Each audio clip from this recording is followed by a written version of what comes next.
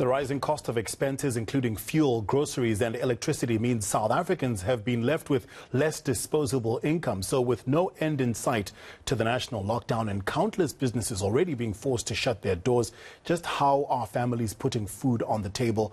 Our reporters have been seeking out some survivors of the economic turndown who refuse to be defeated by this crisis. Joining us now from Johannesburg is Heidi Jokos. Heidi, thanks for joining us. You are in the city of gold. Are the residents of that city still finding that Joburg is as fruitful as it once was? Yes, certainly. I think what's important to highlight is the fact that 7.8 million people in South Africa are currently unemployed, and Gauteng ranks number 3 in terms of the number of people that are currently unemployed. This is alarming given the fact that Gauteng province is normally seen as the economic hub of the country, where many people would come to Gauteng for a better opportunity, for an employment opportunity. And it seems as though COVID-19 has certainly exacerbated the situation with regards to people struggling to make ends meet, employment, retrenchment. We're seeing a lot of that more now with COVID-19. But we are joined by Lindokuhle Mnisi, who is a business owner. And it's a positive side because he has started his own business in such a tough economic environment. Thanks so much for your time, Lindo. I think if you can just speak to us about why you decided to venture into your own business, given the challenges and the possible risk, especially during a pandemic. Yes. Yeah, so we started ANDURA Hardware during a pandemic in 2020. It was tough times. Everyone was so scared, you know, people losing their jobs. I was also employed myself, and I was so scared of what could happen. How would I be able to take care of my family if I were to lose that job? And I started a hardware store, got young people to come in also to assist in ensuring that we create employment while we try to build a business. And as I had anticipated, 2021 came and I got retrenched as well. And the business then became the main hustle from then going forward. So it's been tough. I've lived it. I've lived the tough times of COVID-19, in which people lose their jobs. I've lost my jobs, but I was a little bit smart enough to prepare myself for the time when it came. Sure, and just speak to us about you own a hardware store.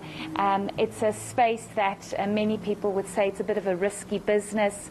Many people within this area are possibly unemployed or struggling to make ends meet.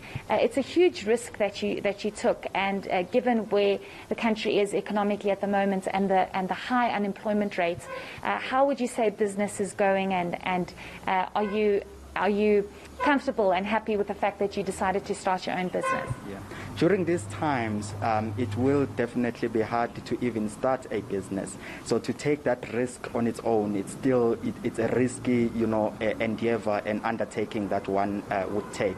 And to have it in a township, which there are lots of people unemployed, where there are lots of people looking for opportunities, and they would, we get CVs on a daily basis, getting people coming into the shop to ask for opportunities, as small as we are, but they still see us, being existing, and they would like also to have opportunities. It's quite a risky endeavor. It's the business itself, but we're trying our best to grow it from within. We've got young people working in here with great minds, doing their best to grow the business. We've got 2 hardware stores now. We were able to grow from when we opened our first one in 2020. 2021, we were able to open our second one, because we've got young people with great minds, with good intentions, who understand that for us to get out of this rat race of having to struggle to get employment, let's just build our own. And we were just trying our best during these economic times and these risky times to just make ends meet. Fantastic. Thanks so much for your time, Lindo. I think that's such an inspiring story, given the fact about how tough things are economically, and he's able to not only have one hardware store, but he's also able to have started a second one.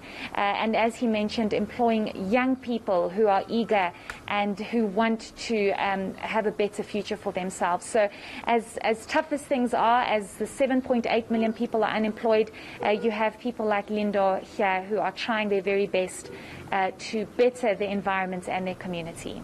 Well, Heidi, thank you so much for bringing us that positive story. We know times are tight for everybody. It's good to see young people like Lindo pivoting and finding other ways to get an income. Heidi Jokos is out in Johannesburg today as we focus on the money crunch that South Africans are facing throughout the country.